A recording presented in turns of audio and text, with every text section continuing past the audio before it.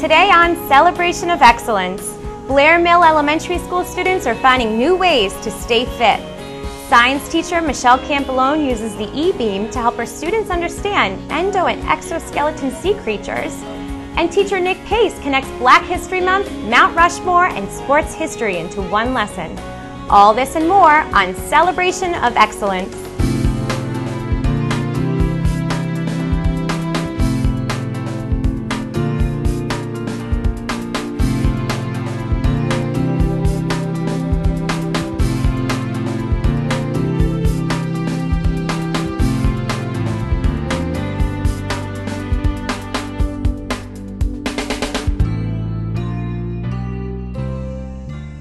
Hello everyone, and welcome to Celebration of Excellence. I'm your host, Nancy Lynn Cecilia.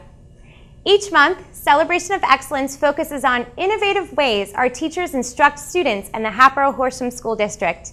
Today we have 3 different subject areas to cover, so let's begin with Blair Mill Elementary School. Health and physical education teacher Wendy Neely designed a fun way for her students to increase strength and agility by using a traverse wall. A traverse wall is designed to climb sideways instead of climbing up. It's a safe and effective way to exercise. Take a look. There are some challenges for you to do. As you climb, so as I climb, you want to, if the ball is on the wall, you have to figure out how to get it there. Now I can't reach. So what do I have to do?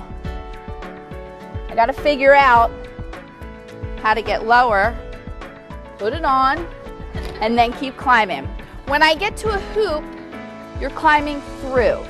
If you can't, you try it, you just don't feel comfortable doing it. That's fine. Climb down, go around and get back on. I wanted something different for the kids to introduce different kind of fitness. Because it definitely is different when the kids are climbing on the wall than running around playing soccer or something. You're using different muscles. You're using all your muscles. I just wanted something new and exciting for them, so we were able to raise the funds to get the traverse wall put in, and the kids have loved it ever since. You are not allowed on the wall without a spotter. You have to have a spotter, okay? Spotters, if the hoop comes off or the ball falls onto the mat, it is not your job to get it. Your only job is to focus on your partner, okay? Someone else that's in line, you can fix it. There's 2 things you need to remember. Stagger your feet. This way, if he falls, I have balance and then I don't fall, because then that kind of defeats the purpose. Hands are up. The most important thing you want to protect is the head and back. So I'm here. You don't have to hold on to your partner when they climb, okay? So I'm here. So go ahead and see if you can climb through the hoop. As your partner moves along the wall, you're moving with them. First and second graders just climb. They get comfortable with being on the wall, how to spot. I spend a lot more time with first and second grade on things they can say and how they can help each other, and we do a lot of demonstration with that. Whereas 4th and 5th have done it, so they're able to do the challenges better. They get 2 to 3 classes, depending on if there's assemblies or breaks in the schedule or something, but 2 to 3 classes, and I try to challenge it each week, change it a little bit, so it's new and exciting for them. Now, do you see he can reach in there? So, Kevin, put your foot there, this foot here. You can do it. This hand here. It falls in with our fitness standards. They don't get a grade based on how well they climb. It's more of are they participating? I look to see which students are able to challenge themselves a little more to take it to a higher level, which students are just comfortable climbing, who can go through the hoop, things like that. That's what I look at when I assess them, but they don't get a grade based on who's the better climber, who's falling off the wall. I mean, if they're all participating, they're all doing fine. I mean, that's the purpose.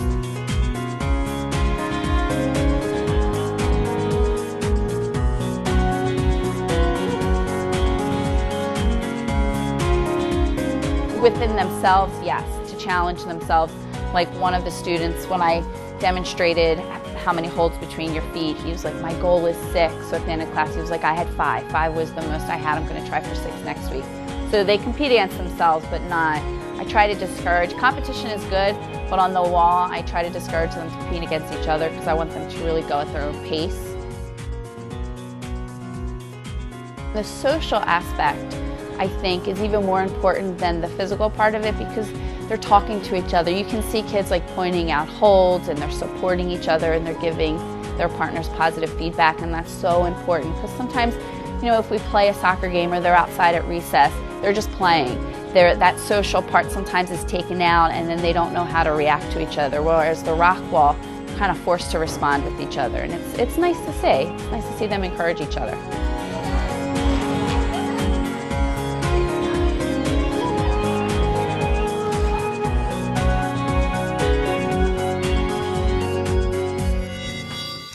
The traverse wall at Blair Mill was built a few years ago thanks to a grant.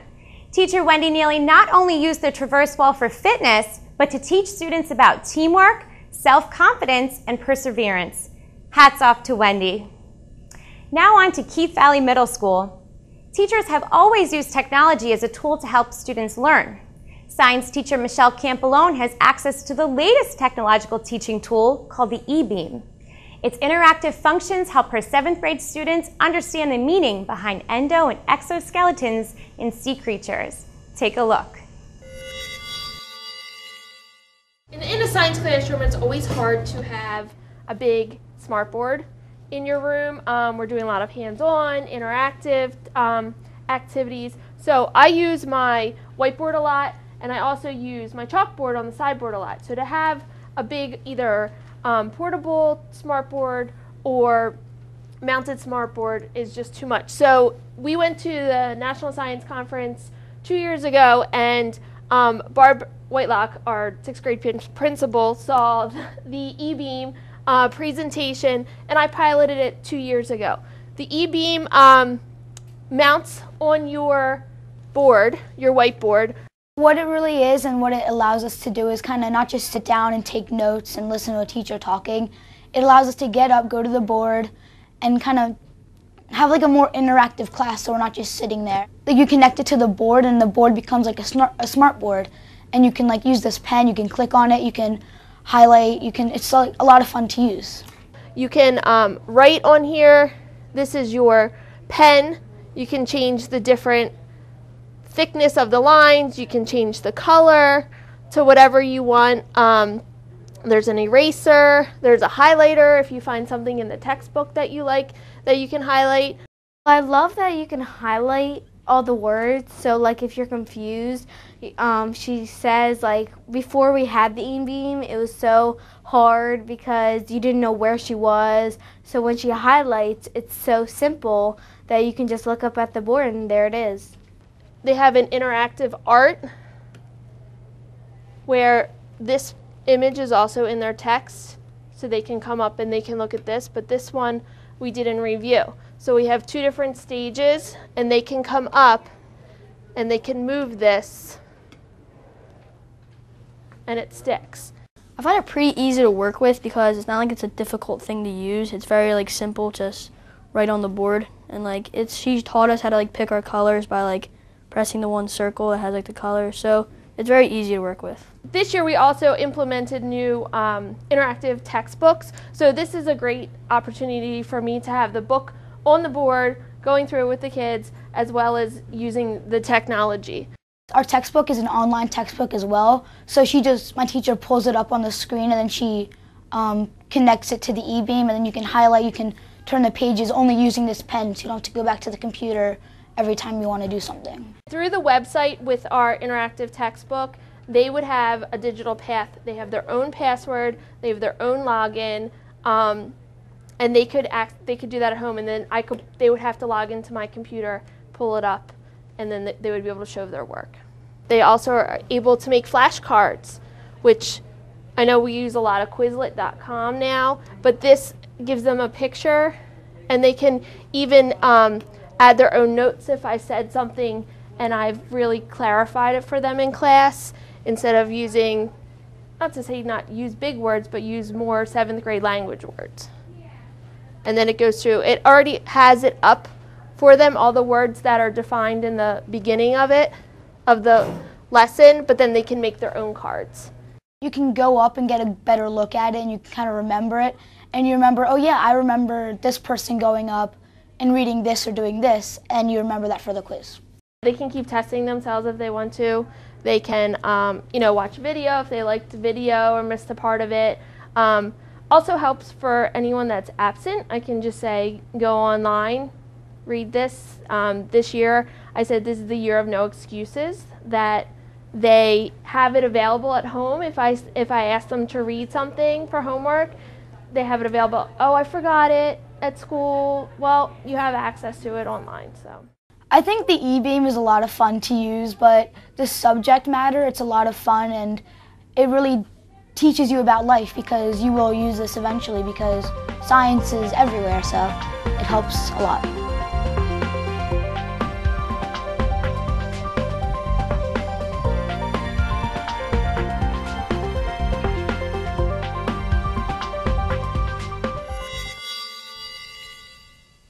As you just saw, the e-beam has many practical functions which teacher Michelle Campolone takes advantage of. Learning the biology of marine life was never this exciting. Thanks, Michelle. Now off to Hatboro-Horsham High School. Teacher Nick Pace is a huge sports fan who instructs a class called the History of Sports. To commemorate Black History Month, students enrolled in Mr. Pace's elective had to research and select their favorite Black athlete, but there's a tie to Mount Rushmore. Wonder how Black athletes and Mount Rushmore link together? Here's how. The presidents who sit on Mount Rushmore are iconic names in American history. Washington, Jefferson, Lincoln, and Teddy Roosevelt are perched on top of a South Dakota mountain. If you were a sports fan looking to put iconic athletes on Mount Rushmore, who would you put on it? Well, teacher Nick Pace posed this question to his history of sports students during Black History Month. So the pool of athletes had to be black. So there are two that you will each research. There's 42 altogether. There's 21 of you in here. Of the 42, of the two that you research, you'll choose one of them as the one you think belongs on the new Mount Rushmore. With many great athletes to choose from, teacher Nick Pace had to narrow down the field to 42 people. Difficult decisions had to be made, but research and a criterion for making the list helped. Simple Google searches took me to A&E's biography, where they did something for Black History Month, and they have a list of 140 plus names to choose from. And I tried to narrow it to names that were maybe more familiar to our kids. As I said, whether they're historical in nature or modern era, if you will.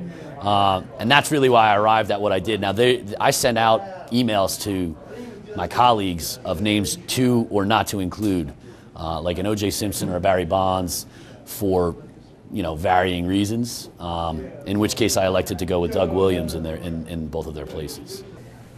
Before students picked their athletes, they had to learn something about the presidents on Mount Rushmore, all of their accomplishments and all of their flaws. They lived in an era where slavery had yet been abolished. It was socially accepted. They were both slave owners. And I bring that point up because when you choose your 42, Barry Bonds is a name out there. Played in the, what quote unquote is known as the steroid era. Is it socially acceptable? I don't know. The verdict, that's still a debate. In these instances, we talk about George Washington, we talk about Thomas Jefferson, what they did for our country, tremendous. And through the lens of time that they lived in, slave ownership was not viewed any differently than, it was normal. It was the norm of the day. And that's the debate then for a Barry Bonds, and his steroid use. Now, he's not included, but a Mike Tyson is, let's say, or a Tiger Woods is included in this. So only over time their bodies of work will really play itself out, and we'll be able to look back and say, why they do in fact belong or do not. If we were to create a new Mount Rushmore using, our forefathers, would those two men be on there according to today's, the lens we look at through today's eyes? That's a good question in which these Hatboro-Horsham High School students are hoping to answer through their research. Your job is now, from the two that you choose, narrow it down to one and write something persuasive. Persuade your peers to say, yeah, that guy belongs, or that woman belongs on the new Mount Rushmore. After choosing their athlete from two options, students researched and gave a short presentation about their choice in front of their peers. Got Willie Mays.